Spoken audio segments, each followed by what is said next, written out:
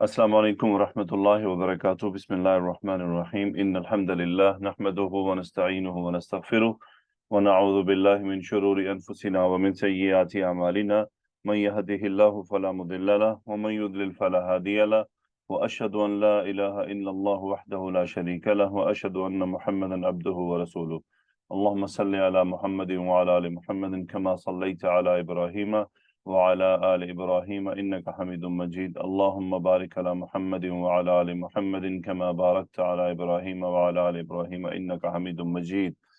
जी तो अल्हम्दुलिल्लाह, अल्लाह सुब्हानहु व तआला का एहसान है, उसकी तौफीक से, उसकी मेहरबानी से, उसकी करम नवाजी से हम अज़कार के सिलसिले को जारी रखे हुए हैं और सुबह के अज़कार हमारे अभी चल रहे हैं। सुबह के अज़कार में तकरीबन छः छः छः तकरीबन और रह गए हैं, 6-7। सो यकीन कीजिए ये अल्लाह सुब्हानहु व तआला की सिर्फ तौफीक है, मुझे भी, मेरे लिए भी और आपके लिए भी, वरना हम कोई काम उसकी तरफ से दी गई तौफीक के बिना नहीं कर सकते। आज का जो जिक्र है वो भी उसी तरह जिस तरह गुज़िश्ता अज़कार में आपने देखा दुआएं थी, आज के जिक्र में भी कुछ दुआएं हैं, लेकिन ये उन सब से थोड़ी सी मुख्तलिफ है। और रसूलुल्लाह सल्लल्लाहु अलैहि वसल्लम ने हमें इन दुआओं को सिखलाया कि हम सुबह को भी पढ़ें और शाम को भी, और ये वो दुआ है जो रात को सोने से पहले भी इस जिक्र को हमने करना है। वो बात वही कि हम इसके मतलब मफहूम को समझेंगे तो हमें अंदाजा होगा हम क्या मांग रहे हैं।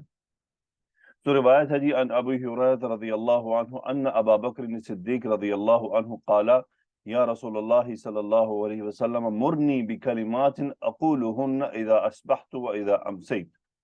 अबू हुरैरा रज़ियल्लाहु ताला अन्हु रिवायत करते हैं कि अबू बकर सिद्दीक रज़ियल्लाहु ताला अन्हु ने अर्ज किया है अल्लाह के रसूल, मुझे कुछ कलिमात का हुक्म दीजिए कि मैं उनको कहूँ।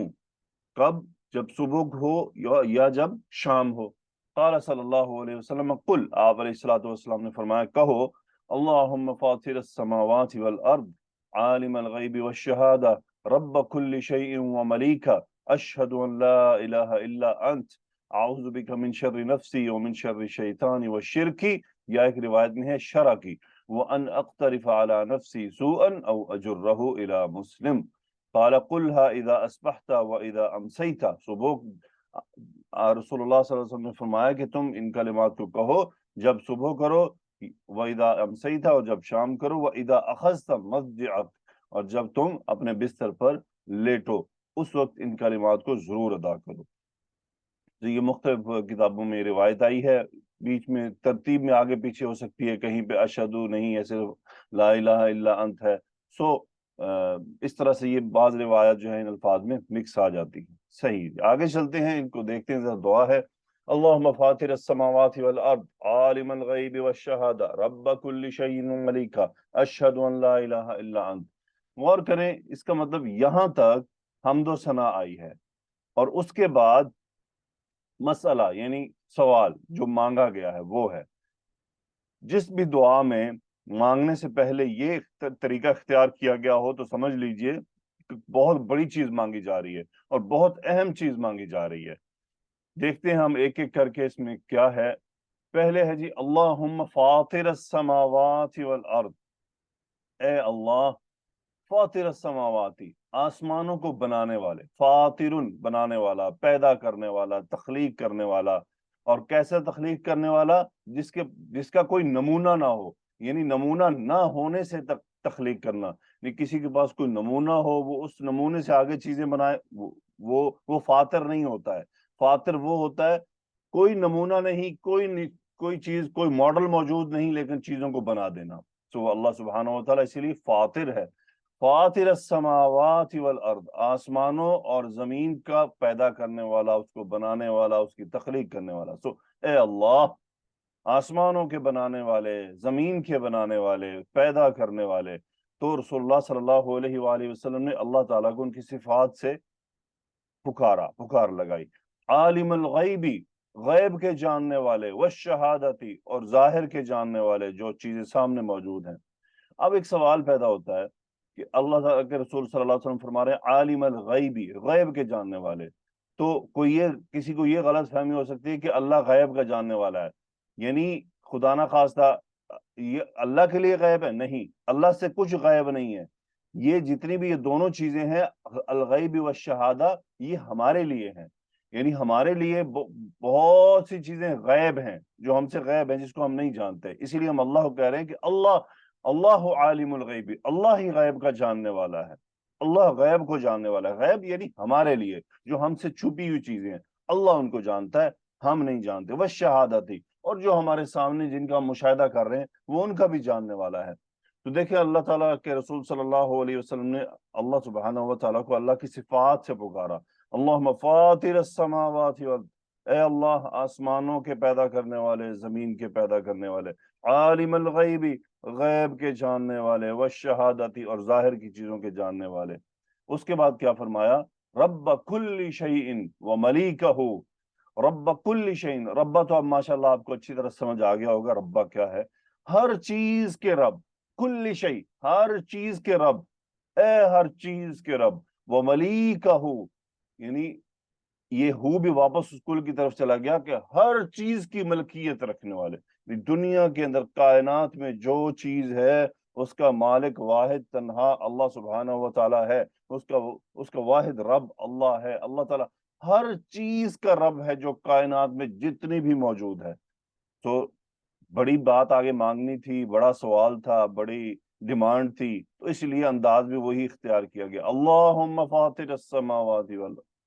اب یہاں سے ایک اور چیز بھی ہے، یعنی اس طرح کے تذکرے سے ایک تو اللہ تعالیٰ کے حمد و ثنا ہوتی ہے، اللہ تعالیٰ کی بڑائی بیان ہوتی ہے، اور دوسرا بندہ اپنی اپنی اپنی محتاجی کو بیان کرتا ہے، اپنے بندے ہونے کو بیان کرتا ہے کہ میں کتنا کمزور ہوں. اور تو فاطر السماوات والارض، عالم الغیب والشہادہ، ہر چیز کا رب ہے، ہر چیز کا تو مالک ہے. تو انسان ان الفاظ سے اپنی بندگی بھی ظاہر کر رہا ہوتا ہے کہ میں کمزور ہوں. صاف ظاہر ہے کہ ہم جب کسی کی حمد و ثنا کر رہے ہوتے ہیں، کسی کی بڑائی بیان کر رہے ہوتے ہیں، تو یقیناً ہم خود کو ڈاؤن کر رہے ہوتے ہیں، ہم اپنے ڈاؤن ہونے کا اعلان بھی کر رہے ہوتے ہیں. تو اس میں رسول اللہ صلی اللہ علیہ وسلم نے ہمیں یعنی آپ اسی طرح دعا مانگتے تھے، اور ہمیں بھی سکھایا کہ یہ انداز اختیار ہونا چاہیے دعائیں مانگتے وقت کہ اللہ تعالیٰ کے صفات کا تذکرہ کریں. ہم جب دعا مانگتے ہیں نا، ہم ہاتھ تو اٹھا لیتے ہیں، ہاتھ اٹھاتے ہی ہم بس ہم رٹے رٹائے دو چار کلمات کہہ کر، اور ان کی طرف ہماری توجہ بھی نہیں ہوتی، فوراً ہم اپنے موو کرتے ہیں جو چیز ہم نے مانگنی ہے. قرآن مجید کے اندر دعاؤں کی طرف اگر آپ غور کریں تو انبیاء کرام علیہ السلام جو چیز مانگنے جا رہے ہوتے تھے دعا میں، اس سے اس سے ملتی جلتی صفات کا وہ اللہ کے لیے تذکرہ کیا کرتے تھے. تو یہ قرآن مجید میں بڑا ایک اہم اسلوب ملتا ہے انبیاء کی دعاؤں سے، اور رسول اللہ صلی اللہ علیہ وسلم کی دعاؤں سے تو یقیناً ہمیں یہ بات سامنے نظر آ رہی ہے کہ اللہ تعالیٰ کی صفات کا تذکرہ کرنا، اس کی بڑائی کا تذکرہ کرنا. پھر اس کے بعد بات یہاں سے آگے موو ہوتی ہے. مزید کیا تذکرہ کیا؟ اشہدو، میں گواہی دیتا ہوں. کس بات کی گواہی دے رہا ہوں؟ ان لا الہ الا انت، تیرے سوا کوئی قابل عبادت، تیرے سوا کوئی معبود نہیں، یعنی تو تنہا معبود ہے، بس تیری ہی عبادت کی جانی چاہیے. گواہی دیتا ہوں اس بات کی. غور کریں رسول اللہ صلی اللہ علیہ وسلم اپنی دعاؤں میں توحید کا کتنا حصہ شامل رکھتے تھے. ہر دعا میں توحید کا اعلان کرتے تھے. صبح ہمیں کہا توحید کا اعلان کرو، شام کو سوتے ہوئے توحید کا اعلان کرو. کیا ہمارے معاشرے میں لوگوں کو یہ سمجھ آ رہی ہے کہ یہ کچھ پڑھ کے بھی وہ غوث اعظم اور علی حجویری سے سوال کریں، اور سیدنا علی رضی اللہ تعالیٰ عنہ سے مانگیں، اور سیدہ فاطمہ رضی اللہ عنہا سے سوال کریں، سیدنا حسین رضی اللہ تعالیٰ عنہ سے مانگیں؟ تو پھر کون سی توحید بچ جاتی ہے؟ اگر ان ہستیوں سے مانگنا ہے، اور انشاءاللہ روز قیامت تو یہ انکار کرنے والے ہیں سب، یہی کہہ دیں گے کہ بھائی ہم نے تو تمہیں نہیں کہا تھا کہ تم ہم سے مانگو. ادب احترام تکریم کا مطلب یہ تو نہیں نا کہ انسانوں کو اللہ کے ہم پلہ کھڑا کر دیا جائے، نعوذ باللہ. کہ جائے کہ انسان سیدنا حسین و علی رضی اللہ عنہ سے سوال کرے، یعنی ہم تو رسول اللہ صلی اللہ علیہ وآلہ وسلم سے بھی نہیں مانگ سکتے، تو صرف اللہ سے مانگنا ہے. اور نبی کریم صلی اللہ علیہ وآلہ وسلم نے اپنی امت کو یہی سکھایا ہے. اگر نبی کریم صلی اللہ علیہ وآلہ وسلم سے مانگنا ہوتا تو رسول اللہ صلی اللہ علیہ وسلم کیا خیال ہے یہ بات نعوذ باللہ چھپا لیتے، اس کی تعلیم نہ دیتے؟ اس کی تعلیم بھی وہ دیتے اگر ایسی بات ہے. یعنی رسول اللہ صلی اللہ علیہ وسلم نے اپنی امت کو پیشاب کرنا بھی سکھایا ہے. یعنی حد دیکھیں کہ پیشاب کرنا بھی سکھایا ہے. پانی استعمال کرنا بھی سکھایا ہے، سونا بھی سکھلایا ہے، کھانے کا طریقہ بھی بتایا ہے۔ تو اتنی بڑی بڑی باتیں رہ گئی تھیں کہ بھائی جب میں دنیا سے چلا جاؤں تو پھر مجھ سے مانگنے لگ جانا۔ کیا یہ رہ گیا تھا ٹاپک؟ نعوذ باللہ، ایسا نہیں ہے۔ دین مکمل ہوا ہے، رسول اللہ صلی اللہ علیہ وسلم نے پوری ایمانداری و امانت داری سے اللہ کا پیغام پوری امت تک پہنچا دیا، اور اس بات پر اللہ تعالیٰ نے کہ اللہ تعالیٰ کو رسول اللہ صلی اللہ علیہ وسلم نے یوم عرفہ میں گواہ بنایا تھا، اعلان کیا تھا میں نے پہنچا دیا۔ تو اب اگر کوئی لوگ نئے ایڈیشنز کریں، نئی چیزیں شامل کریں جو چیزیں دین میں نہیں ہیں، تو نعوذ باللہ، نعوذ باللہ، تو کیا وہ رسول اللہ صلی اللہ علیہ وسلم پر اعتراض نہیں کر رہے ہیں؟ اس کا مطلب کوئی کمی رہ گئی تھی جو انہوں نے پوری کرنی تھی؟ تو دیکھ لیں دعاؤں کا اور صبح کے اذکار میں کتنی بار توحید کا تذکرہ آتا ہے، اللہ کی وحدانیت کا، اللہ کی بڑائی، اس کی کبریائی کا بیان کرنا، اس کی صفات کا بیان کرنا۔ صبح صبح اٹھ کے ہمیں کہا جا رہا ہے کہیں ہم غلط فہمی دن بھر کسی دھوکے کا شکار نہ ہو جائے۔ سو اشہد ان لا الہ الا انت۔ اب آ رہا ہے سوال، اب مانگی جا رہی ہے پناہ، یعنی پناہ میں جایا جا رہا ہے۔ اعوذ بک، تیری پناہ میں آتا ہوں، من شر نفسی، اپنے نفس کے شر سے۔ یہ بات اہم ہے۔ وشر الشیطانی، وشرکی، او شرکی، دونوں طرح یہ درست ہے، دونوں کے مطلب اب دیکھ لیتے ہیں۔ اب دیکھیں، شر الشیطان کو مؤخر کیا گیا ہے، ڈیلے کیا گیا ہے، اور شرری نفسی کا تذکرہ پہلے کیا گیا ہے۔ اس لیے میں نے اس کو بھی ساتھ کھول لیا تاکہ ہم دیکھ لیں۔ اعوذ بک من شر نفسی، یا اللہ میں اپنے نفس کے شر سے تیری پناہ میں آتا ہوں۔ پھر وشر الشیطانی، اور شیطان کے شر سے تیری پناہ میں آتا ہوں، وشرکی ہی، اور اس کے شرک سے، یعنی وہ مجھے شرک میں مبتلا کر دے، او شرکی ہی، یا پھر اس کے پھندے سے، اس کے جال سے تیری پناہ میں آتا ہوں۔ علماء کہتے ہیں کہ یہ جو شر نفسی کو مقدم کیا گیا ہے یہ بہت امپورٹنٹ ہے، کیونکہ شیطان کا شر انسان پر اس وقت تک امپیکٹ نہیں کر سکتا جب تک انسان کے اپنے دل میں خیالات پیدا نہ ہوں۔ جب انسان اپنے دل کی حفاظت نہیں کرے گا تو پھر شیطان کا جو شر ہے وہ اس پہ امپیکٹ کرے گا۔ اللہ تعالیٰ نے ہر نفس کے اندر شر اور خیر رکھی ہے۔ فَأَلْهَمَهَا فُجُورَهَا وَتَقْوَاهَا قَدْ أَفْلَحَ مَنْ زَكَّاهَا وَقَدْ خَابَ مَنْ دَسَّاهَا۔ اللہ تعالیٰ نے کیا ہے؟ تقوی بھی رکھا ہے اور برائی کی طرف مائل ہونا بھی رکھا ہے۔ امتحان ہے نا، اگر نہ رکھا ہو تو آزمائش کیسی ہوگی؟ تو شیطان امپیکٹ کب کرتا ہے؟ یہ امیڈیٹلی کسی کے ہاتھ پکڑ کے گناہ نہیں کرواتا۔ وہ ہو سکتا ہے ہم کسی ایسے انوائرمنٹ میں بیٹھے ہوں، کسی ایسی جگہ موجود ہوں کہ میں نے اپنی نگاہ، مجھے تو شیطان نے نہیں کہا کہ تم یہ دیکھو، تو میری نگاہیں چلی گئیں۔ اب میری نگاہیں گئی، پہلی نگاہ جو میری گئی وہ شیطان نہیں لے کے گیا، میرا ایک مجھ سے، یعنی یوں سمجھ لے غیر احتیاطی طور پہ ڈل گئی۔ اب جب دوسری نگاہ ڈال رہا ہوں تو میں اپنی اپنی اپنی استطاعت سے، یعنی خود اپنے فیصلے سے، اپنے اختیار سے ڈال رہا ہوں۔ اب اس کے بعد شیطان کا کام شروع ہوگا، شیطان اب وسوسہ کرے گا۔ ابن القیم رحمۃ اللہ علیہ نے بڑی پیاری بات کی ہے، بہت زبردست۔ وہ کہتے ہیں کہ سب سے پہلے انسان کو اپنے خیالات کی حفاظت کرنی ہے، یعنی خیال میں کوئی چیز آنا، خیال انسان کے ذہن میں کوئی چیز آنا، یعنی آئی اور چلی گئی، یہ اس کا دفاع کرنا۔ ایک دفعہ آئی ہے ذہن میں کوئی چیز آئی، مثال ایگزامپل لے لیا آپ، انٹرنیٹ ہم یوز کرتے ہیں، سب سے بڑا مسئلہ جو آج کل پورے امت کے لیے بن چکا ہے کہ انٹرنیٹ یوز کرتے ہیں، اس پہ یوٹیوب، فیس بک، ٹویٹر وغیرہ لوگ ہم سب کے پاس ہے۔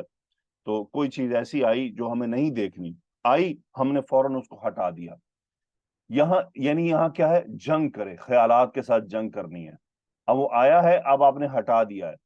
اب اگر آپ نے اس جنگ میں کامیاب ہونا ہے تو آپ فی الحال فوراً اس جگہ کو چھوڑ دیں تاکہ وہ اس خیال سے آگے نہ بڑھ پائے۔ اب خیال سے جب یہ آگے بڑھے گا تو وہ فکر میں کنورٹ ہو جائے گا، فکر میں کنورٹ ہو جائے گا۔ مطلب کیا ہے؟ پہلے خیال آ رہا تھا، اب وہ دماغ کے خیالات کے اندر مستقل جگہ پکڑنا شروع ہو گیا۔ کہتے ہیں نا یار فلاں میں ایک فکر میں ہوں۔ فکر کیا ہوتی ہے؟ خیال ذہن میں آیا اور چلا گیا، فکر، خیال نے ہمارے دماغ میں، ہمارے دل میں جگہ پکڑ لی، اب ہم نے اس پر سوچنا شروع کر دیا۔ فکر یعنی اب وہ تصویر اگر کوئی آئی تھی، کوئی ویڈیو آئی تھی، ہم نے ہٹا دی، لیکن اب جب دوبارہ سامنے آئی اب میں ہٹا نہیں رہا، اب میں مزید اسی طرح کی اور چیزوں کی طرف بڑھ رہا ہوں۔ فکر کو اب یہاں فکر سے میں نے جنگ کرنی تھی، اگر میں نے اس فکر کو نہیں ہٹایا، اس کے اسباب مجھے ہٹانے تھے، اب یہ فکر سے بات کنورٹ ہوگی، یہ فکر سے بات آگے چلے گی، آگے چل کر یہ خواہش میں کنورٹ ہو جائے گی، شہوت میں کنورٹ ہو جائے گی، یعنی اب اس کو حاصل کرنے کی خواہش پیدا ہو گئی ہے۔ اب جب خواہش پیدا ہوئی ہے تو اب خواہش پر اگر ہم نے جنگ نہیں کی اور ہم خواہش پر بھی جنگ ہار گئے اور ہم نے اس کو خواہش کو پیدا ہونے دیا، ہم نے اس کو کنٹینیو ہونے دیا، تو اب وہ بن جائے گی عزم کی طرف بڑھ گیا ہے۔ اب ہم نے خواہش سے عزم کی طرف سٹیپ لے لیا ہے، ہم نے عزم کر رہے ہیں، ہمت بڑھا رہے ہیں کہ اب مجھے یہ ایکٹ کرنا ہے۔ یہاں بھی ہمارے پاس جنگ کا آپشن موجود ہے، اگر ہم نے یہاں بھی جنگ نہیں کی اور ہم ہار گئے تو یہ عزم عمل میں کنورٹ ہو جاتا ہے۔ ابھی بھی ہمارے پاس جنگ کا آپشن موجود ہے، یہاں بھی ہم جنگ کر سکتے ہیں، ہم عمل سے خود کو روک سکتے ہیں۔ اب عمل ہو گیا، ابھی بھی جنگ کا آپشن موجود ہے کہ ہم عمل ہو تو گیا، اب توبہ کریں، نادم ہوں، شرمندہ ہوں اور رجوع کریں اور دوبارہ نہ کریں۔ لیکن اگر اس عمل کے دوبارہ ہونے پر بھی ہم نے عمل کو ریپیٹ کر دیا، اب یہ عمل عادت میں کنورٹ ہو گیا، it is converted to habit. Now the problem is bigger. جب عادت میں کنورٹ ہو گیا تو یہاں تو بہت مشکل پیش آ جاتی ہے۔ دیکھیں کتنے سارے سٹیپ تھے جو ہم نے چھوڑے، خیال ہم کنٹرول کر سکتے تھے، اس کے بعد فکر میں ہوا ہم کنٹرول کر سکتے تھے، پھر وہ خواہش میں بدلا، ہمارے پاس موقع تھا، پھر وہ عزم میں بدلا، ہمارے پاس موقع تھا، پھر وہ عمل میں آ گیا، ہم نے عمل بھی کر لیا، ہمارے پاس ابھی بھی موقع تھا۔ لیکن جب وہ عمل ہم نے بار بار دہرایا تو اب وہ عادت بن گیا ہے اور اب وہ ایک مصیبت بن جائے گا۔ عادتیں بھی چھوٹ جاتی ہیں لیکن پھر عادتوں کا چھوٹنا ایک بڑی جنگ ڈیمانڈ کرتا ہے۔ سو اعوذ بک من شر نفسی، یعنی میرے نفس کے اندر جو شر موجود ہے اس سے میں تیری پناہ میں آتا ہوں۔ تو انسان کے اندر جو شر موجود ہوتا ہے وہ اس کو ہدایت سے روکتا ہے، وہ پہلی رکاوٹ وہ بنتا ہے۔ شیطان بعد میں ایکٹ کرتا ہے، بعد میں اپنا حصہ ڈالتا ہے، پہلے ہمارے اندر کے جو خیالات یا ہمارے اندر کا جو ایک جو اندر خواہش اور وہ اندر جو چیز موجود ہے وہ افیکٹ کرے گی، سب سے پہلے ہم نے اس کو کنٹرول کرنے کی کوشش کرنا، پھر شیطان آتا ہے، پھر شر شیطانی، پھر شیطان امپیکٹ ڈالتا ہے، تو اس کے بھی شر سے تیری پناہ میں آتا ہوں۔ وہ شرک ہی اور اس باتوں سے کہ وہ مجھے شرک میں مبتلا کر دے، یا شرک، یہ شرک بڑا امپورٹنٹ لفظ ہے۔ عربی زبان میں شرک کہتے ہیں، آپ نے دیکھا ہوگا، ہم تو خیر بچپن میں کرتے تھے، اب تو پتہ نہیں وہ رہا کہ نہیں رہا، ایک ہم پھندا تیار کرتے تھے اور نیچے ہم کچھ دانے رکھ دیتے تھے، اور اس پھندے کے نیچے ایک ہم یہاں سے یوں لکڑی کا ایک چھوٹا سا سٹینڈ رکھ دیتے تھے، یہ پھندا ہوتا تھا یہ والا، تو اس کو سمجھ لیں شرک، یہ شرک ہے، پھندا۔ ہم نے تو خیر بچپن میں کیا، آپ لوگوں نے تو پتہ نہیں، آپ لوگوں کے ہاں کیا کھیل ہوتے ہیں، ہمارے تو یہی تھے۔ تو لکڑی کے ساتھ ایک رسی باندھی ہوئی اور تھوڑی دیر ایک کونے میں چھپ کے بیٹھے، یہاں ڈال دیے دانے کہ پرندہ آئے گا، دانا چگے گا، ہم یہ رسی کھینچ لیں گے اور پرندہ صاحب اس پھندے کا شکار ہو جائے گی۔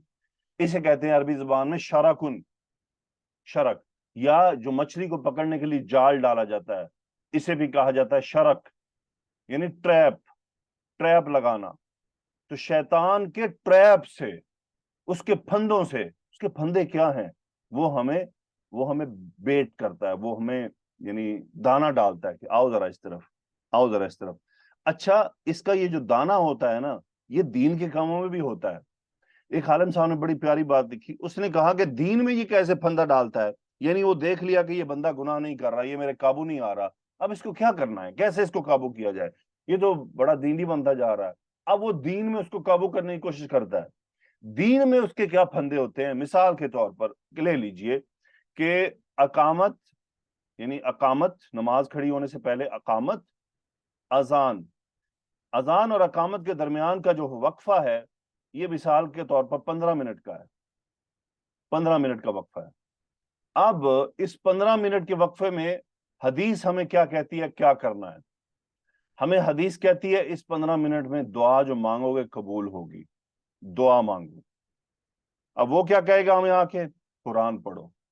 یہ اس نے پھندا لگا دیا، وہ افضل سے اس چیز کی طرف لے جائے گا جو اس وقت افضل نہیں ہے، یہ اس کے پھندے ہوتے ہیں۔ ہمیں کہے گا وتر صبح پڑھ لینا، رات صبح اٹھ کے تہجد یعنی پڑھ کے 7 وتر پڑھ لینا، کوئی بات نہیں، ساری رات ہی عبادت ہو جائے گی تمہاری. یہ پھندا لگاتا ہے وہ. کیوں؟ اب وہ آپ سے وتر بھی چھڑوانا چاہتا ہے. تو جناب وہ وتر کی طرف آپ کو وہ تہجد کا بیٹ ڈال کر ہم سے وتر بھی نکلوا دے گا. کہ وہ تہجد کا کہہ دیا کہ یار تم صبح تہجد پڑھنا، 7 وتر پڑھ لینا. چلو جی، وتر بھی گئے. تہجد تو کیا پڑھنی تھی، وتر بھی گئے. کیونکہ اس کو پتا ہے کہ وتر تہجد سے اہم ہے. وتر واجب ہے، تہجد نفل ہے. تو وتر چھڑوانے کے لیے وہ ہم سے تہجد کے وعدے کر لیتا ہے. یعنی اس طرح اور کئی ایگزامپلز لی جا سکتی ہیں. سو شیطان کے شرک ہوتے ہیں. پھر گناہوں میں بھی وہ اسی طرح بیٹ کرتا ہے انسان کو. کوئی بات نہیں، تھوڑا سا ہے، کیا ہوتا ہے، دیکھو یہ ہو کیا رہا ہے. یعنی وہ ہمیں بیسیکلی اس میں انگیج کرنا چاہتا ہے، اور وہ انگیج ہمیں ذرا اس کو سجا سوار کر کرتا ہے. سو یہ اس کے شرک ہوتے ہیں، اس کے پھندے ہوتے ہیں، قید الشیطان ہوتے ہیں. اس کے اوپر بھی خیر علماء نے قید الشیطان پہ تو بڑے بڑے ٹاپک بیان کیے ہوئے ہیں. سو اللہ سبحانہ و تعالیٰ سے ہم صبح اٹھ کر دعا مانگتے ہیں کہ ہم تیری پناہ میں آ رہے ہیں اپنے شر، نفس کے شر سے، شیطان کے شر سے، اور اس کے پھندوں سے، یا پھر کہہ لیجیے ہم سے شرک کروانے سے ہم تیری پناہ میں آتے ہیں. اب جو آخر میں 2 باتیں ہیں، 2 دعائیں ہیں، سبحان اللہ. وَأَنْ أَقْتَرِفَ عَلَى نَفْسِي سُوءًا، اور میں کس چیز سے پناہ میں آتا ہوں؟ من ان اقترف علی نفسی سوءا، کہ میں اپنے نفس کو برائی میں مبتلا کر لوں.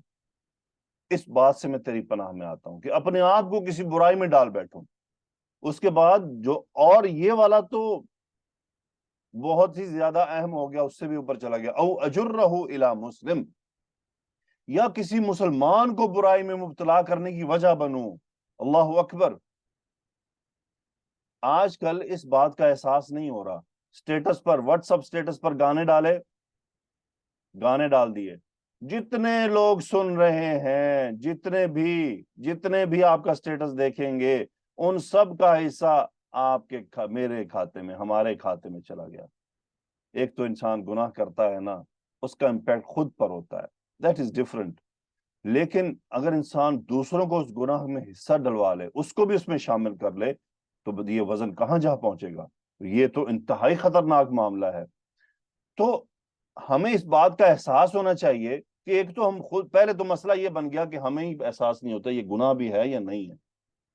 یعنی ہمارے اندر اصل میں یہ احساس بھی تھوڑا سا مر چکا ہے کہ ہم یہ سمجھیں کہ یہ گناہ ہے یا نہیں. تو ہو سکتا ہے انشاءاللہ دعا کیجیے میرے لیے، اپنے لیے، کہ میں آپ لوگوں کو الکبائر بھی پڑھا دوں.